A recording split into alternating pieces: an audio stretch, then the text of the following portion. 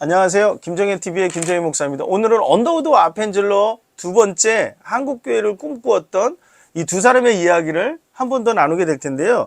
지난 시간에는 언더우드 아펜젤러가 어떤 사람이었고 어떻게 오게 됐는지에 대해서 말씀드렸다면 한국교회가 가지고 있는 아주 독특한 면으로 발전하기도 하는데요. 언더우드 아펜젤러는 파송받은 교파가 따로 있었죠. 언더우드는 미국 북장로교회, 아펜젤러는 미국 남장로교회. 그리고 이후에 들어왔던 선교사들은요.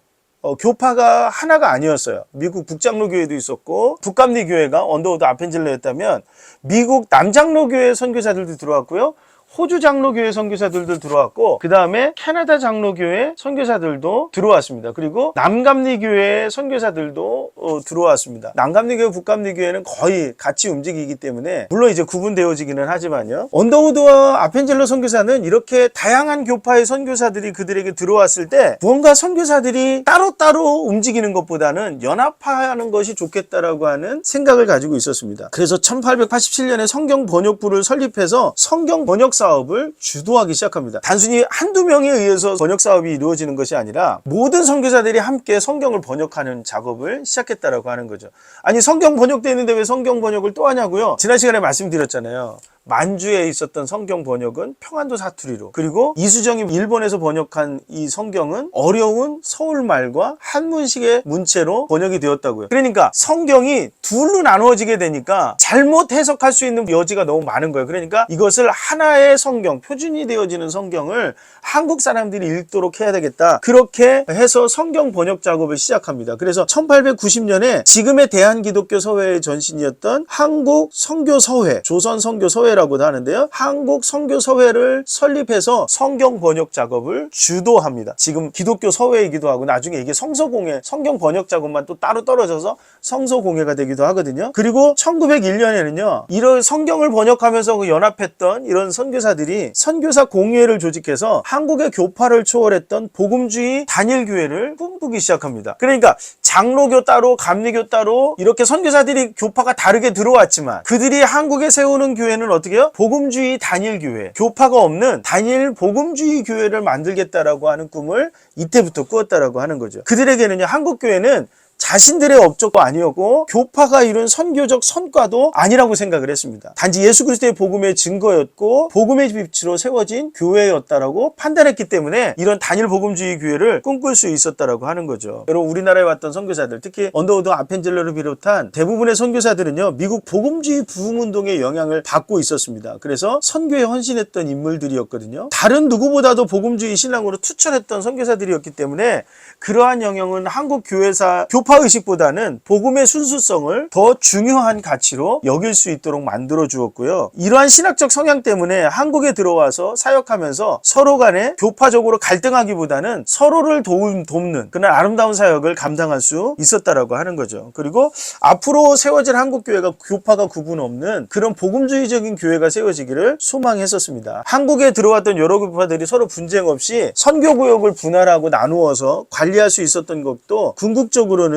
교파의 구분이 없는 복음적인 한국교회를 꿈꾸었기 때문이었다라고 하는 거죠. 물론 그들 바람대로 한국교회가 이렇게 단일 교파로 나가지는 못했지만 그러나 여전히 한국교회 인식 속에는요, 교회는 하나가 되어야 한다, 복음으로 하나가 되어야 한다라고 하는 인식은 지금까지도 유지가 되고 있고요. 그 과정에서 나온 것이 뭐냐면 성경의 번역, 찬송가의 편찬은 계속해서 초교파적으로 그 안에서 우리가 하나를 이루기 위해서는 같은 성경과 같은 찬송을 부를 수 있어야 된다라고 하는 정신이 여기에 담겨져 있는 것이라고 볼 수가 있는 것이죠. 1903년 감리교회로부터 시작했던 부흥운동의 물결이 감리교회를 넘어서 장로교회로 확산될 수 있었던 것도 1907년에 대부흥운동이 어느 한 교파 안에서 이루어진 것이 아니라 한국교회 전체의 부흥으로 받아들여질 수 있는 것도 바로 이러한 한국교회에 대한 선교사들의 꿈이 있었기 때문에 가능했던 일이고요. 그 아름다운 전통이 한국교회 안에도 여전히 흐르고 있다라고 하는 거죠. 그들은 또 교회뿐만 아니라 기독교 학교 설립을 주도하기도 했는데요. 기독교 정신에 입각해 약했던 교육을 통해서 인재를 양성할 때 한국 사회가 어둠에서 속히 벗어날 수 있다고 보았습니다. 그러니까 교회를 만들고 그 다음은 교회를 든든히 하고 그 다음은 학교를 통해서 한국 사회를 어떤 사회로 바꾸기를 원해요. 기독교 가치관으로 세워가는 학교를 만들기를 원했다라고 하는 거죠. 언더우드나 아펜젤러는요, 학교도 교회처럼 선교의 중요한 전진기지라고 생각을 했습니다. 복음이 교회 안에 머무르는 것으로 보지 않고 세상을 향해 나가야 함을 의미했습니다. 학교는 세상으로 나가는 징검다리로 본 것이죠. 그래서 학교를 굉장히 중요한 의미로 여겼는데요. 복음이 교회 안에 머무르는 것이 아니라 세상으로 나아가 교육과 의료 영역뿐만 아니라 정치, 경제, 사회, 문화의 모든 영역이 기독교 복음의 가치들로 세워지기를 바라는 마음이 아펜젤러가 세운 배제학당을 통해서 배출되었던 인물들을 보더라도요, 독립협회운동을 주도하기도 했고 아문의 시대를 이끌어가는 선구자의 길을 걸어갔던 사람들이 이 대부분입니다. 한글이라는 이름을 만들었던 주시경 선생도 배제학당 출신이고 이승만도 배제학당 출신이고 상당히 많은 사람들이 배제학당을 통해서 길러졌습니다.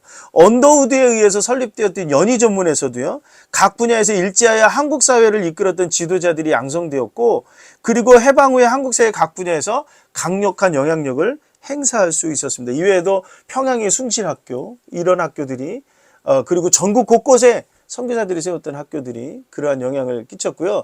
그 독보적으로 언더우드 아펜젤러가 아주 중요한 역할을 감당했다라고 하는 거죠.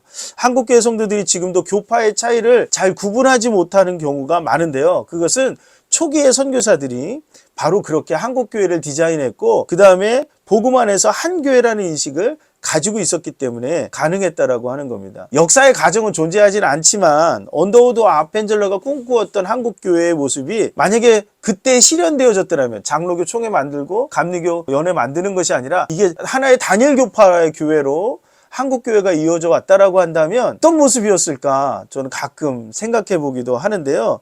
아마 새로운 모습으로 발전되지 않았을까 그런 생각도 한번 해보게 됩니다. 계속되는 한국교회 분열 속에서 연합을 외치면서 복음 안에서 하나가 되어야 한다고 외치는 목소리가 여전히 존재하죠. 그런데 그러한 것이 한국교회를 이끌어가고 있는 것이 그냥 어떤 몇몇 개인에 의해서 이루어졌던 것이 아니라 초기에 언더우드 아펜젤러 선교사가 가지고 있었던 한국교회를 향한 꿈이었고 그리고 그 이후에 들어왔던 선교사들이 신앙적 영향력이 우리에게도 계속 이어져 있다라고 하는 것을 잊지 말아야 될 것입니다. 그리고 교회가 중심이지만 복음이 교회 안에 머물지 않고 세상을 향해서 복음의 가치를 실현하려고 했던 그들의 노력이 교회가 세상의 역사를 바꿀 수 있었고 어떻게 영향을 줄 수 있었는지를 보여주는 역사의 거울로서 오늘 우리에게 커다란 울림을 준다고 개인적으로 생각을 합니다. 언더우드와 아펜젤러 그들이 세웠던 교회와 그들이 세웠던 학교들을 통해서 그들이 꿈꾸었던 한국교회의 모습이 디자인되어져 있었고 그리고 그들 밑에서 신앙을 배웠고 신학을 영향을 받았던 사람들은 그러한 한국교회, 하나가 되어지는 한국교회를 꿈꿨고 저 세상을 복음으로 확장해서 변화시키겠다라고 하는 꿈을 꾸었다라는 사실을 우리가 기억해 볼 필요가 있겠다고 생각합니다. 감사합니다.